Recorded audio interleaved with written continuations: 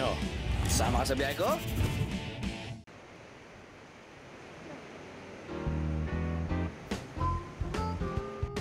Dahil sa pagdami ng dumarayong turista sa Batanes, dumarami na rin ang mga matutuluyang lugar. At karamihan sa mga to ay tinatawag na hometel. You know, like a home, only it's a hotel.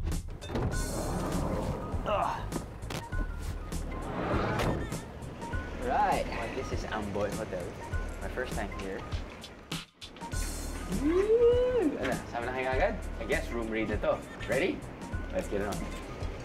Siguro konting rooms lang dito. I'm not, of course, this is my first time, no? At kakapasok ko pa lang dito, but seems to me na, what, 6 rooms lang?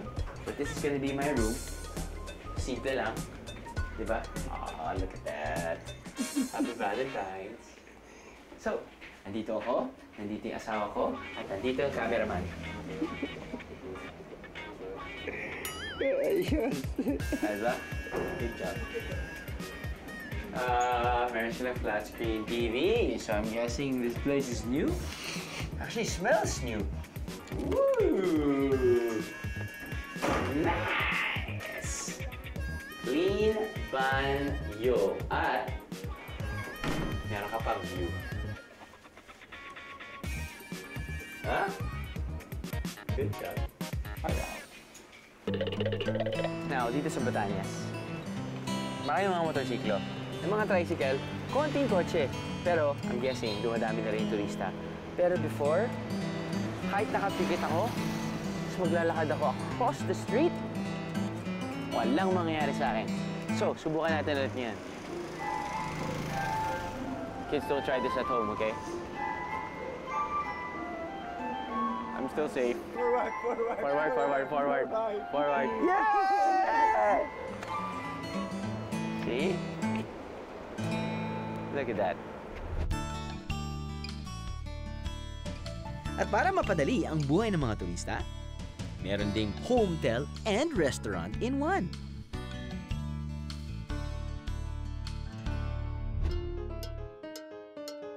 Iba't ibang putahing distinctly Ivatan daw ang inihahain dito sa Pension Ivatan. I'm sure meron ditong first time nating matitikman at dito lang malalasahan. Kapag maraming pagkain sa harapan ko, hindi ko alam kung saan ako magsisimula. Sabi nila, ito yung star of the show, pero ang daming masasarap na papagkain din. Yung isang producer namin, gutom na gutom din, so kailangan bilisan ko na magsalita. Pati, kailangan, syempre, kainin natin to habang mainit pa. So, i-explain ko ba sa inyo o kakain na lang ako, papanoorin niyo ako? Hashtag you love my job, remember? Kain natin. Basta bilisan mo na! Absot pa. Sige, kain na muna ako. Yung mga absot pa dyan, nakakainis ah.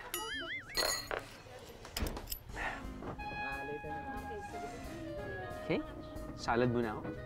Pako, lunis. Tawag kasi nila sa pork adobo nila ay lunis dito sa Batanes.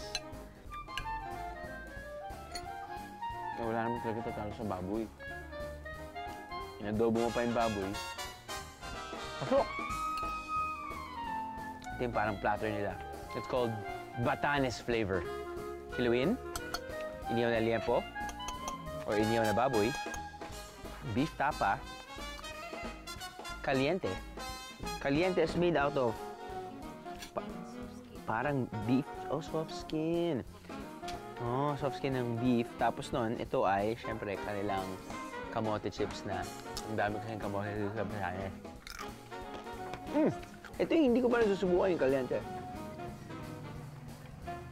Ooh.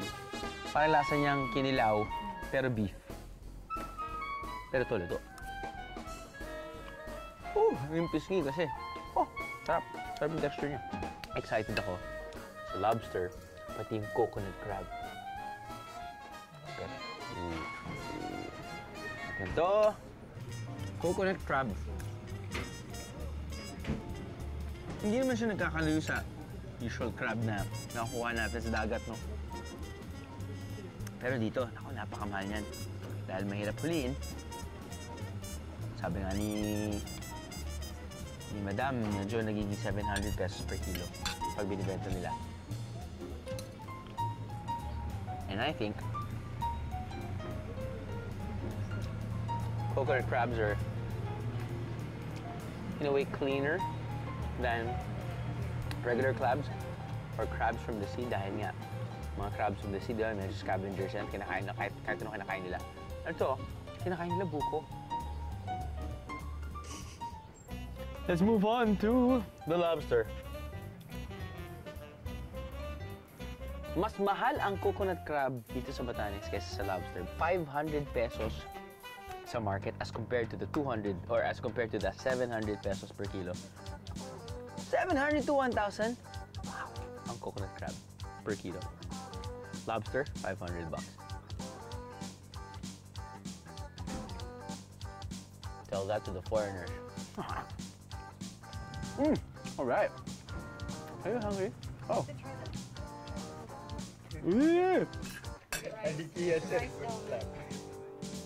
God. This one? Hindi mo nagsasalita yan? Yay! Oh, sorry. Oh, it's so soft. Yeah.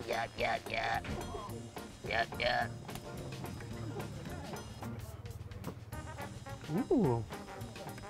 Kasi hindi ako makain ng aligid. Pero hindi mo lang basta-basta kakainin yan kasi kailangan meron kang kanin. Look at that. Ooh.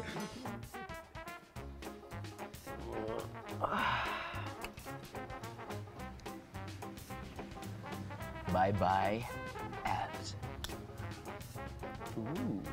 Ang sarap. Balik natin dyan. It's really, really good. What else?